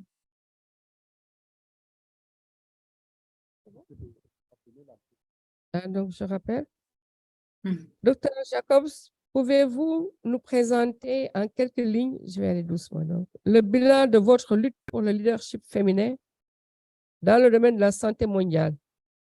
Et ensuite, quels conseils donneriez-vous aux femmes pour mieux participer aux politiques de développement en général et à la couverture universelle en particulier? Is it good? Thank you. Yes, perfect. So to begin, I think I want to draw attention to while I speak about the fight, my interest and the interest of women in global health in fight for female leadership in the field of global health. Allow me to begin with my personal journey in this fight for female leadership. And I want to mention that the closest I would like to bring to your attention is my inclination to my research interests, where I've been focusing on women's health with an equity lens of leaving no one behind. And with this interest, I've come to understand that women are actually disadvantaged. They are disadvantaged in regards to access and use of services, but they also carry the biggest burden globally, particularly in low and middle income countries. They carry the biggest burden of diseases, and yet they are not at the tables of decision making in health systems, but also in research as well as in academic. And over time, I've grown I've had a curiosity in gender inequalities. And it is with this background that I myself find myself in this space of being a passionate advocate and as well as challenging power and privilege for gender equity in leadership in global health. But allow me to speak from the global perspective. Globally, I think the pandemic has turned a spotlight on the health and social care sector, which is one of the largest and fastest growing economic sectors in the world. And this is the health sector. And also the health sector is one of the largest employees of women. Women are 70% of health and social care workforce globally. And I want to mention that 90% of this health workforce are nurses, but they are clustered into jobs that are lowly paid and often unpaid. And even when they are paid, it's a low pay. And they are given lower social status. And while the default health worker may be female, but women hold only 25% of senior decision-making roles in health. And our evidence from a survey that we've done as Women in Global Health shows that women have lost ground in health leadership, particularly during the pandemic. A Women in Global Health survey for 2020 found that 85% of national COVID task forces had majority male membership. And in January, WHO Executive Board had only 6% of women members, down from 32 at the start of the pandemic. And despite the exceptional contribution that women have, that women participated during the COVID and even post-COVID, women's professional expertise and perspectives in health are not fully used. Neither are they valued in decision-making. So as Women in Global Health, we are advocating not only for gender parity in global health leadership, we want to see equal numbers of women in decision-making. But we also want to see diverse women and men at the table. This is at the table of decision-making, especially women from the global south. And these are women that include yourselves and myself. It is worthy also noting that majority of the 13 Health Global Action Plan agencies, which include the Global Fund, Gavi, and WHO, and many more, are led by women. And this is from high-income countries, and only a few, if not one, is led by a woman from a low and middle-income country. So these are the agencies that determine major funding in low incomes, and often with women and girls as their target groups. But yet, they are not led by women who come with lived experiences of those country contexts. So women still face the glass ceilings in their career progression, while small minority men in nursing are said to have glass escalators, and they take them to the top in express time, leaving their women counterparts on the ground floor. And when it comes to women's leadership in global health, there's still a lot to fight for and a lot to gain. Women are experts, colleagues. They are experts in health systems. They are largely the deliverer of the health system. And so we will all gain when global health and health systems draw from the whole talent and pool and knowledge of these experts who are women. Thank you. And so maybe before I end with that, and this is how, as Women in Global Health, we still stand our feet and advocate for gender equity in global health leadership. We're saying, let's bring on board women in the places, in the seats of decision-making. Thank you.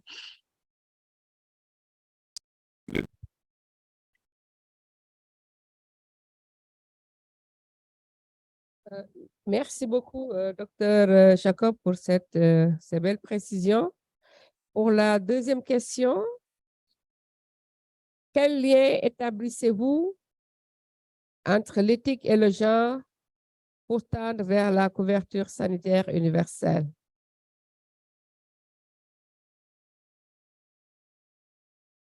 C'est bien entendu, docteur. I repeat. Je vais parler bientôt en anglais. Hein? Quel lien établissez-vous entre l'éthique et le genre pour tendre vers la couverture sanitaire universelle?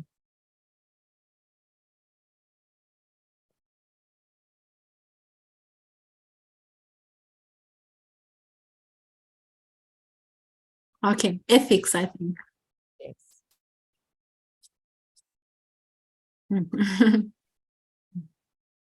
Yeah. Okay. Okay. So to answer that question, I want to mention that I understand ethics as meaning that universal health coverage must be based on human rights, and particularly on the rights of women and girls, if it is to be both universal and achieve health for all. So ethics implies that equal opportunities particularly in gender. There should be equal opportunities, social status, privileges, power by men and women. Unfortunately, this is challenged by all means.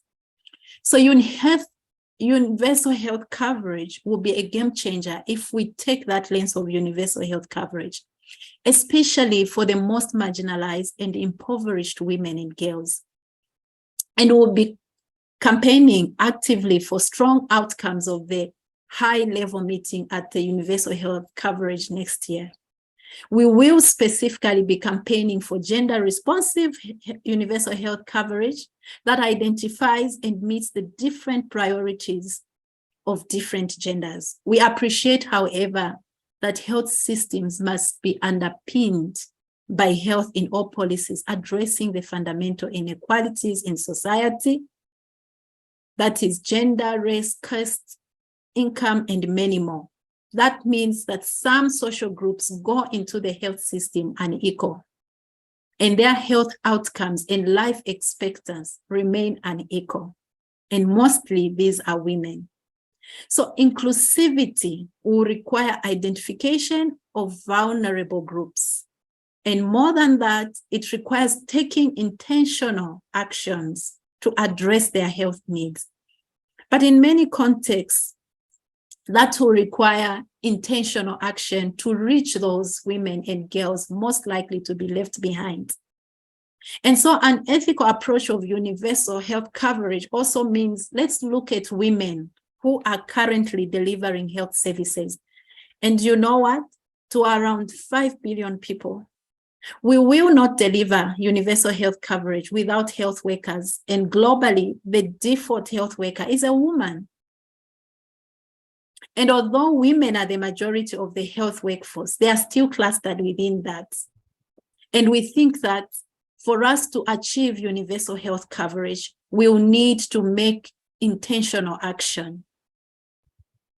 And this action has to be really intentional for us to achieve universal health coverage. Allow me also to speak in regards to the approach that is looking at women that are currently delivering the health services, but also just to indicate that typically these women are from low and low income families with limited education and working as community health workers in their local communities, acting as essential bridge between women and community. So in terms of ethical universal health coverage, we cannot address one injustice: women's lack of access to health services, by creating a second injustice and not paying women for essential health services they deliver is something that we need to think about. Women will deliver universal health coverage if they're enabled, if they're paid well. And if they are enabled to do so, women in global health will continue to campaign to end the gender inequities in the health workforce. Finally, ladies and gentlemen, moving towards ethics, gender, and universal health coverage requires a gender equitable responses. Responses that should be at national level, at regional level, as well as global level. Let's have intentional responses that have a gender equity lens. And it's also critical that the intersectional gender responsive health systems are prioritized in a way that they are inclusive, in a way that women are engaged, in a way that women participate, particularly in decision-making in health issues that concern them the most. In so doing, universal health coverage of leaving no one behind, including women, will be attainable. Thank you.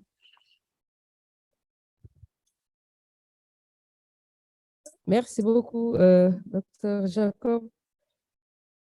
Merci donc pour toutes ces clarifications. Professeur Meda, je pense qu'il nous reste encore quelques minutes et on va quand même donner à notre illustre assemblée l'opportunité donc de donner quelques informations concernant donc cette belle thématique. Merci. Madame Bey, 2 ou 3. Comme il y a 3 parties, chaque partie a une question. La gauche, la droite et le milieu.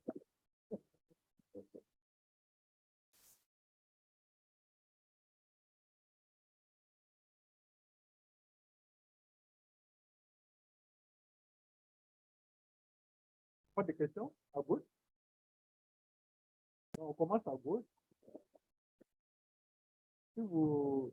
C'est maintenant ou vous vous taisez à jamais? Au milieu? Voilà.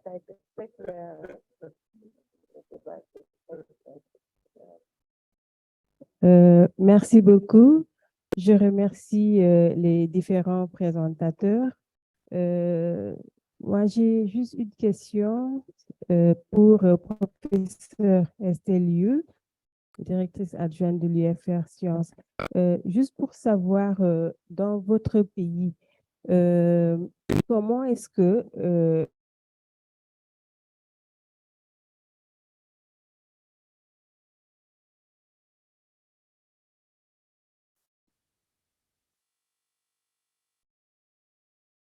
la stratégie de la couverture maladie universelle et c'est en partie pour aider les femmes du moment où de population des femmes. Donc, je voudrais savoir comment est-ce que les femmes sont impliquées dans cette couverture maladie universelle au niveau de notre pays. Merci beaucoup.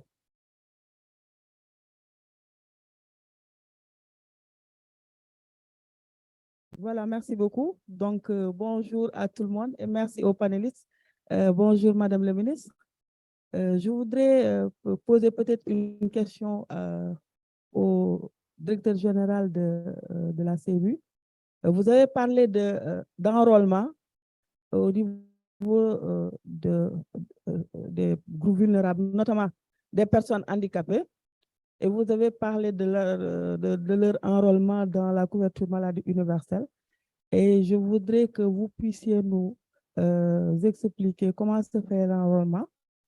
Voilà, parce que je vois que sur le nombre de personnes qui ont obtenu la carte d'égalité de chance, il y a presque pas la moitié qui n'a pas été enrôlée. Et je voudrais vraiment savoir comment se fait l'enrôlement. Et à part ça également, je voudrais juste faire une petite contribution par rapport aux trois panélistes pour dire que je crois que par rapport à, pour accéder à une équité genre, pour garantir l'égalité de genre au niveau des services de santé ou bien de la couverture sanitaire, je crois qu'il faudrait qu'on revoie quelles sont les différentes formes de législation au niveau des pays. Parce que c'est vrai que il y a des lois, il y a des normes, voilà, qui empêchent les femmes d'accéder souvent à des postes de décision. Mais si tous les pays prennent des mesures vraiment idoines, des mesures vraiment positives pour les femmes, je crois qu'on peut favoriser d'une certaine manière la prise en compte des femmes dans les différents secteurs qui concernent notamment la santé. Mais également, il y a l'implication des femmes dans les postes de prise de décision, dans les centres de prise de décision. Je crois que la dame qui a intervenu sur l'Internet a parlé d'un certain comité où les femmes ne représentent que 6%. Donc, je voudrais que quand même qu'on puisse voir la représentation des femmes au niveau de ces comités décisionnels, notamment dans les comités qui parlent de santé. Mais également, il faudrait voir comment rendre visibles les activités qui sont portées par les femmes, notamment les activités de soins. Et vous savez qu'en Afrique, la prise en compte, les soins, vraiment, c'est pris au niveau familial. C'est ce qu'on appelle le care. C'est porté en général par les femmes. Les principaux accompagnants des personnes malades au niveau des familles, ce sont les femmes. Mais les femmes également font des activités de soins autour des personnes malades. Donc, rendre visible ces différentes actions portées les femmes permettrait également de favoriser, comme vous avez dit, hein, la communication pour que l'opinion sache exactement quelle est la contribution des femmes par rapport au développement sanitaire, mais également à la couverture sanitaire universelle. Mais également voir comment s'attaquer aux normes qui sont néfastes pour les femmes. Dans beaucoup de pays, il y a beaucoup de pesanteurs socioculturels qui empêchent les femmes d'accéder aux postes de décision ou bien même à la prise de décision. Donc, comment s'attaquer à ces normes, mais également voir quels sont les principaux déterminants sociaux du point de vue sanitaire, mais également du point de vue sanitaire. Parce que récemment, nous avons été dans la région de Diourbel pour faire la mission conjointe de supervision et nous avions vu que parmi les déterminants sociaux, et parce que nous avions adopté l'approche sociologique, et nous avons vu que les déterminants sociaux nous avaient révélé que contrairement à ce que les gens pensaient, le refus de la vaccination, c'était du côté surtout des services sanitaires. Mais on ne pouvait pas savoir qu'il fallait voir que c'était du côté des services sanitaires qu'il fallait élaborer des stratégies pour voir quel est le refus catégorique ou bien quels sont les principaux déterminants qui ont fait que le personnel de santé n'était pas très favorable pour vraiment la vaccination. Donc, ce sont des problèmes en général qui sont d'où les, comment dirais-je, les explications sont souvent très latentes ou bien inhérentes à la structure, mais il faut les creuser vraiment pour pouvoir les connaître, pour pouvoir prendre les décisions idoines pour pouvoir avancer. Je vous remercie et je m'excuse d'avoir pris trop de temps. C'est un thème qui m'intéresse parce que j'ai beaucoup travaillé sur l'égalité de genre. Merci beaucoup. Bonsoir à tous. Merci beaucoup, chers frères. Merci, chers panélistes, pour les discussions qui ont été vraiment très intéressantes. Parce que j'ai fait ma thèse de doctorat sur l'adhésion des populations de Guédiawaye aux mutuelles de santé. C'était en 2015. Et le résultat qui en était sorti est que le taux d'adhésion était de 11%. Donc, je suis heureux d'apprendre à travers le docteur Daf que maintenant, on est à peu près à 53%. Et pour moi, la santé a un coût. Quel que soit alpha, il y a quelqu'un qui paye. Pour les travailleurs qui ont un salaire, ça ne pose pas de problème. Mais pour nous, professionnels de santé, on reçoit plus des populations vulnérables. Et pour eux, même acheter un ticket de 5 000 francs pose problème. Et ces personnes-là, il faut qu'on trouve les moyens pour qu'ils adhèrent à la CMU. Moi, ce que j'aurais proposé, qu'il y ait une solidarité sanitaire pour ceux qui travaillent et qui ont un bulletin de salaire à peu près qui sont autour de 1 million, secteur privé comme ceux qui sont dans le public. Ça fait au moins, si on les prend dans leur salaire 1 000 francs par mois, dans l'année, c'est 12 milliards. Donc, ça peut couvrir à peu près les personnes vulnérables, les handicapés et ceux qui ne peuvent pas travailler. Et pour l'écrasante majorité, c'est des personnes du secteur informel. C'est des gens qui travaillent, qui ont un revenu, mais on ne parvient pas à ce qu'ils cotisent. C'est là la grande réflexion. Comment ces gens-là qui ont un revenu, même si c'est annuel ou semestriel, il faut faire en sorte qu'ils puissent cotiser et que à la fin, s'ils sont malades, qu'on puisse les prendre en charge correctement. Parce qu'il n'y a même pas 2 semaines, j'ai eu une patiente qui revenait de France. Je lui ai fait un bilan, une radio. Au retour, elle me dit, docteur, vous êtes trop cher. Rien que pour ça, j'ai payé plus de 100 000 francs. Alors que quand je suis en France, je ne paye rien. Je lui dis, attention, si vous êtes en France, vous payez. Peut-être que vous ne savez pas que vous payez, mais c'est sûr qu'il y a quelqu'un qui paye. Soit c'est vous, soit c'est l'État. Donc, nous aussi, il faut que les patients qui viennent n'aient pas peur des coûts financiers. Ils se disent, je dois aller à l'hôpital, je suis malade. Quel que soit alpha, on doit me prendre en charge. Au retour, qui doit payer? C'est l'État qui doit s'organiser pour voir est-ce que c'est la solidarité sociale, les travailleurs vont cotiser pour les plus vulnérables? Est-ce que c'est des gens du secteur informel? Il faut qu'on les organise en association, en GIE, pour qu'ils cotisent ensemble, pour que s'ils sont malades, on puisse les prendre en charge. On connaît des gens qui sont dans le secteur informel, de grands musiciens, de grands lutteurs, qui à la fin de leur carrière ne peuvent pas se soigner alors qu'ils gagnaient des millions. Ça aussi, c'est un problème. Pour moi, pour se rapprocher plus de notre thème, M. Da, vous avez la solution à votre droite, c'est les jeunes, c'est les femmes. Rien dans le domaine médical ou même ailleurs ne peut marcher sans les jeunes, sans les femmes. C'est impossible. Les jeunes ont leur leadership, ont leur réseau. Je suis sûr que Mariama a des millions de jeunes. Il suffit d'une seule initiative. Tout le monde au Niger peut avoir à temps l'information. Donc, vous aussi, vous devez vous adresser aux jeunes leaders au niveau national pour relayer l'information. Parce que la CMU, c'est quelque chose qui est essentiel dans le développement sanitaire. Et les femmes aussi jouent un rôle important parce que la femme est au début et à la fin de tous.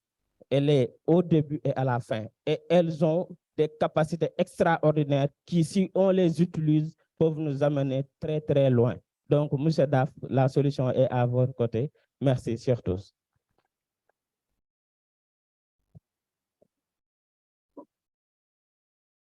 Bon, avec votre autorisation, comme j'étais le dernier, je vais commencer en premier.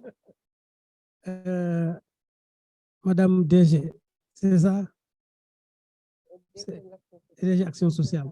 Bon, je ne suis pas habitué à vous, mais quand vous avez parlé, j'ai compris que vous étiez la DG. Et j'ai eu la confirmation avec votre ministre. C'est jamais vu, voilà. Alors, peut-être que c'est important parce que, vous savez, les cartes d'égalité de chance sont confectionnées au niveau de la direction générale. C'est au niveau de votre direction générale qu'on élabore les cartes d'égalité de chance. Pour les enrôler dans les mutuelles de santé, il y avait 2 mécanismes. Le premier, c'est que vous-même, vous nous envoyez directement la liste et puis on les enrôle. Et dans ce cas, c'était la personne seule qui était couverte. Mais par la suite, le président de la République a demandé à ce qu'il bénéficie en même temps de la bourse de sécurité familiale. Comme celui qui bénéficie de la bourse de sécurité familiale est enrôlé en même temps que son ménage, nous avons pensé que c'était plus important d'utiliser cette procédure-là. Donc, nous, on est, je crois, à 31 000, quelque chose comme ça, d'agents qui sont, de cartes d'égalité de chance qui sont intégrés. Parce qu'au niveau de la production, vous êtes à 50 et quelques mille, 24 000. OK. Vous êtes à 50 et quelques mille de production, 70 000. Maintenant, il faut juste les envoyer au niveau de la délégation, Madame Aminatso, il va nous transférer les fichiers et nous, on les enrôle systématiquement. Donc, c'est une directive présidentielle. Il n'y a pas de problème. Ça passe. Et bon, maintenant, vous avez parlé de la réglementation, la législation, c'est important. On avait initié une loi pour la couverture maladie universelle. Malheureusement, bon, on s'est confronté aux finances. Ils nous ont dit qu'il faut qu'on dise quelles sont les sources de financement qu'on propose. Nous, ce qu'on demande, c'est dans l'espace possible qu'on puisse le faire. Comme ça est fait pour le gars, donc la taxe sur la valeur ajoutée. Pour la 5e année consécutive, le Forum Galien Afrique se déroule en terre sénégalaise du 6 au 9 décembre 2022. Le Forum Galien Afrique offrira une plateforme d'échange exceptionnelle autour du thème « Accélérer la marche de l'Afrique vers la couverture sanitaire universelle ». Placé sous la présidence effective de son Excellence M. Macky Sall, président de la République du Sénégal, le Forum Galien Afrique réunira des experts scientifiques des secteurs de la santé, de l'économie, de l'environnement, d'éminentes personnalités politiques et de la société civile, d'anciens récipiendaires de prix Nobel, des universitaires et des centaines d'étudiants en médecine et pharmacie, ainsi que des jeunes innovateurs. Cette 5e édition du forum, avec 1500 participants, sera organisée en format présentiel et virtuel avec, du 6 au 9 décembre 2022, un forum des jeunes, un forum des femmes et un forum scientifique. Le vendredi 9 décembre 2022 se tiendra une cérémonie en présentiel au cours de laquelle, pour la seconde fois, le prix Galien Afrique, qui consacre la recherche, l'innovation, la santé et la technologie, sera décerné. Du 6 au 9 décembre, le Forum Galien Afrique fait de Dakar la capitale africaine de la santé, de l'innovation et de la recherche.